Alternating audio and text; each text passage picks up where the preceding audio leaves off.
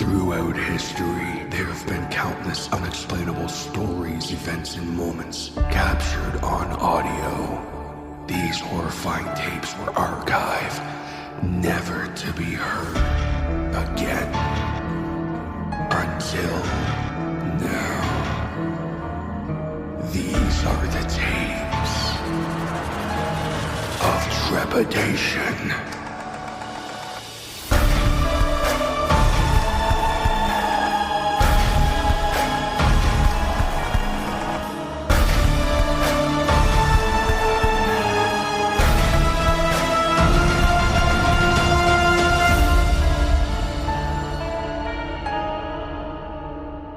Tape number 26, Cloudy Days.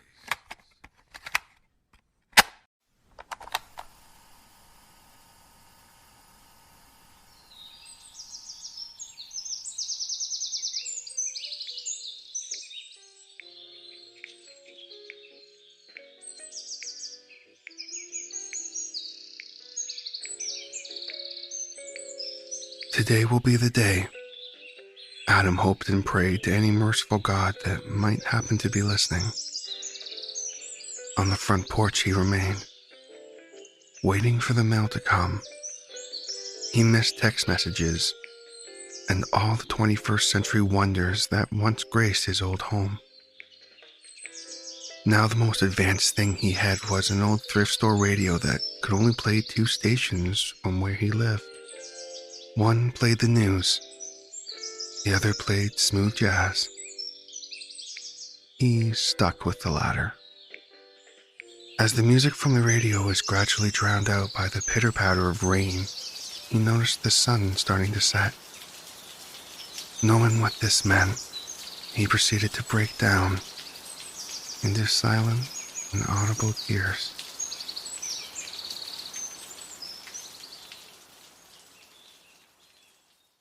The day mankind began its descent to madness and decay was April 20th, 2020.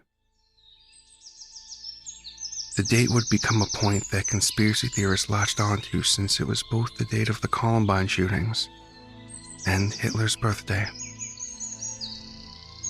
Adam knew that whatever unleashed its wrath upon our blue rock hardly had our systems of dates and times on its mind. It was a normal summer day over a park in Tennessee.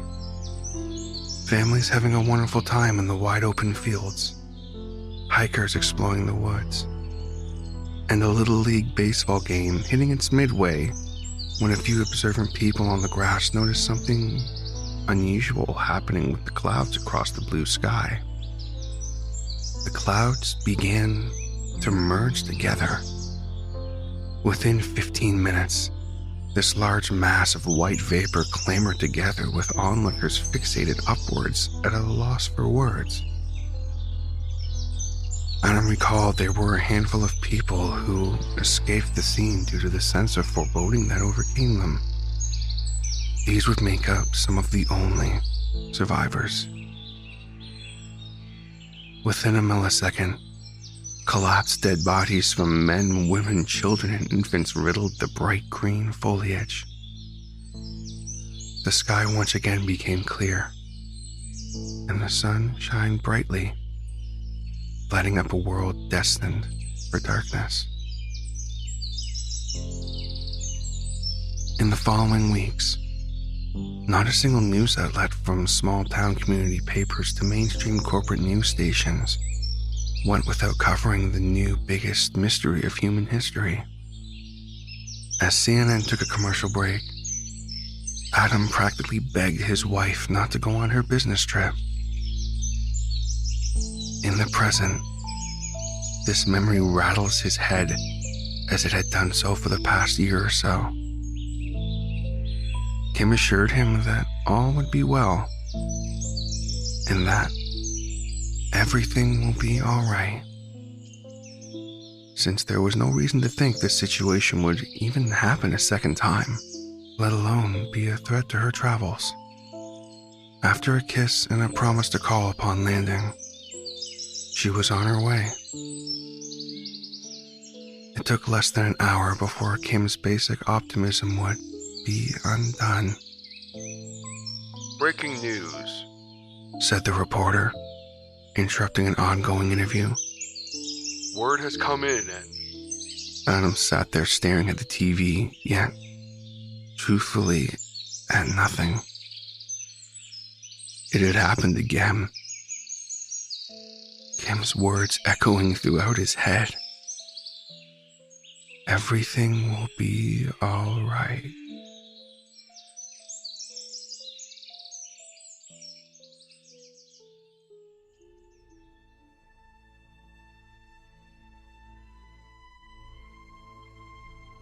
In the following days, riots broke out in major cities. Federal governments were rushing to instill order, and churches and bars filled with people equally needing solace. Almost daily, there were reports of masses of clouds coming together and forming what some describe as a face, some an eye, and others describing something even more incomprehensible. The results were always the same. Hundreds, and in rare cases, thousands of people dead everywhere.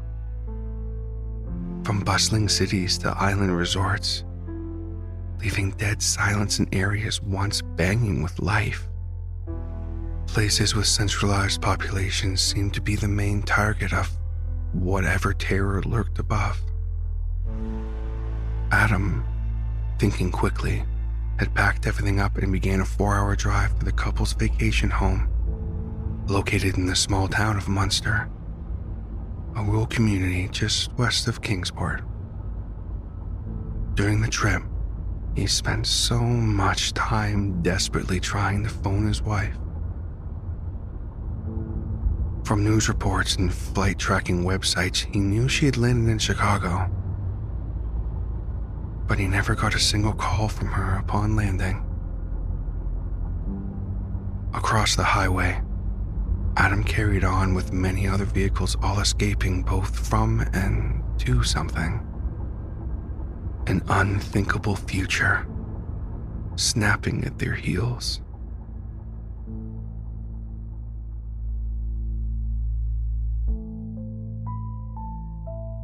Less than a week later, Adam and Kim finally got into back and forth phone conversations.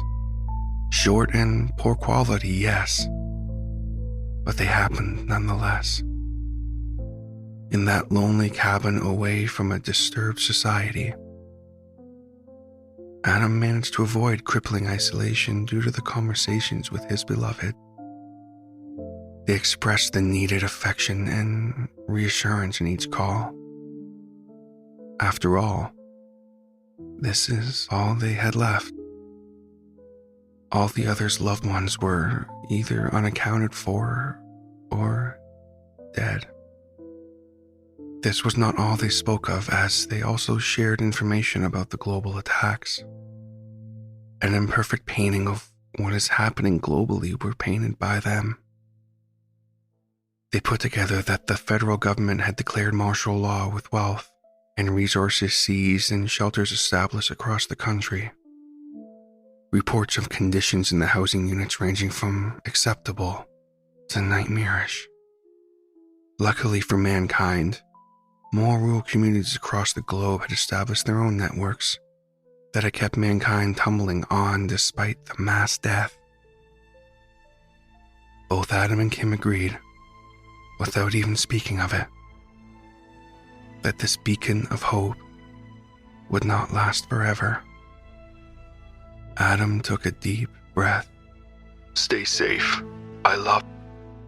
The phone went dead, never to return.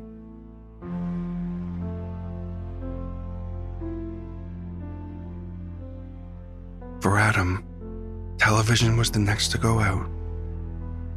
Now there was only radio and the occasional print publication. Electricity was still there, but always hanging by a thread. The only time he left the house was for manual labor, and the ration she received as a paycheck for it. While conversations with locals were far from non-existent, generally most people stayed away from each other. Too many murders had already happened. Public executions by the sheriff's department, almost weekly.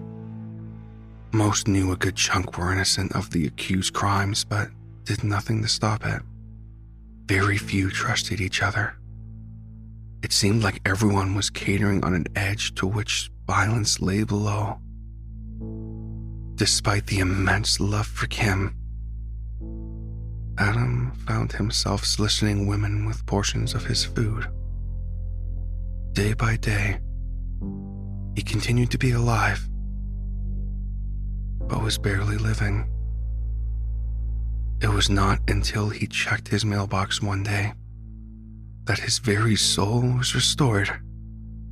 A letter from Kim greeted him. She was in Colorado and was making her way to Munster. For the first time in quite a while, he felt an ink of happiness within him. Romantic letters were exchanged for a few weeks between the two. Fears dissipated, and spirits raised in every word that was received. One day, he went out to check his mailbox. Nothing was there but a news bulletin and personal ads. Usually, there was a letter from Kim that day. He thought nothing of it. Surely, it would arrive tomorrow. The next day, there was nothing. 10 more days passed. The mailman arrived and gave him his mail. Nothing from Kim. The radio gave another update. Hundreds dead in the Appalachia.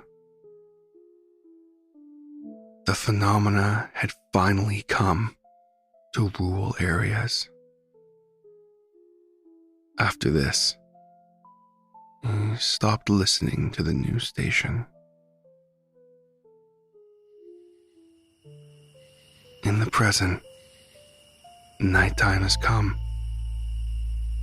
A full moon lighting up the wooded landscape.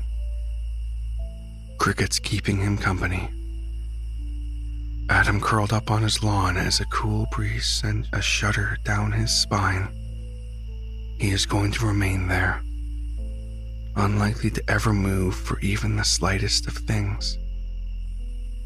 With months gone by without a word from his love, he finally accepted the reality that shattered his very core. She will never reply.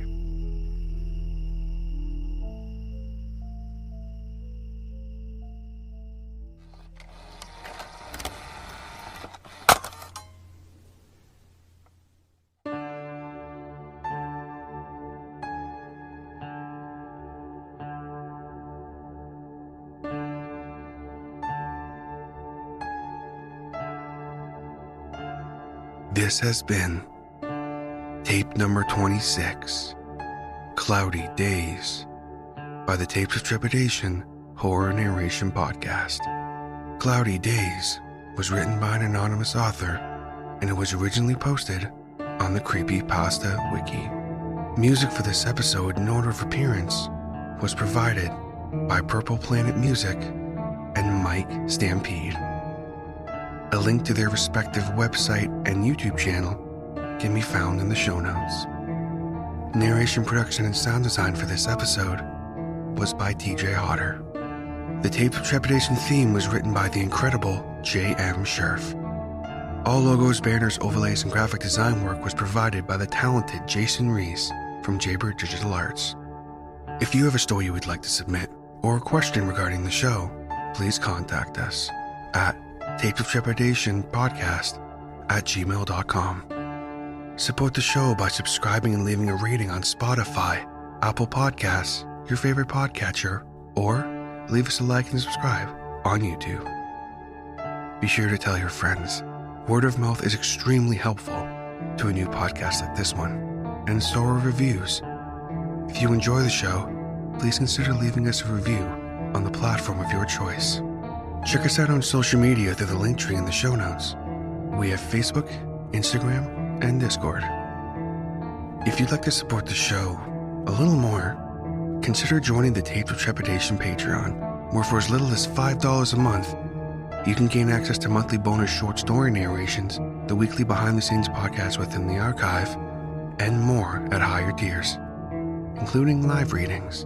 Come, join us, and become trapped within the archive, just like my current patrons: Kelly Sisson, Neil Skarupa of Neurotic Voice, Duzer Pindan, Ronan Komori, Eric Phones, and Patrick Stewart.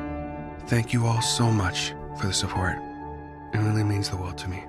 All content used on Tapes of Trepidation is either original, used with permission, or is available on your Creative Commons share-alike license. All rights reserved unless otherwise stated. This podcast and its content may not be redistributed or rebroadcasted without the express written consent of Tapes of Trepidation and the story's author. Thank you so much for listening.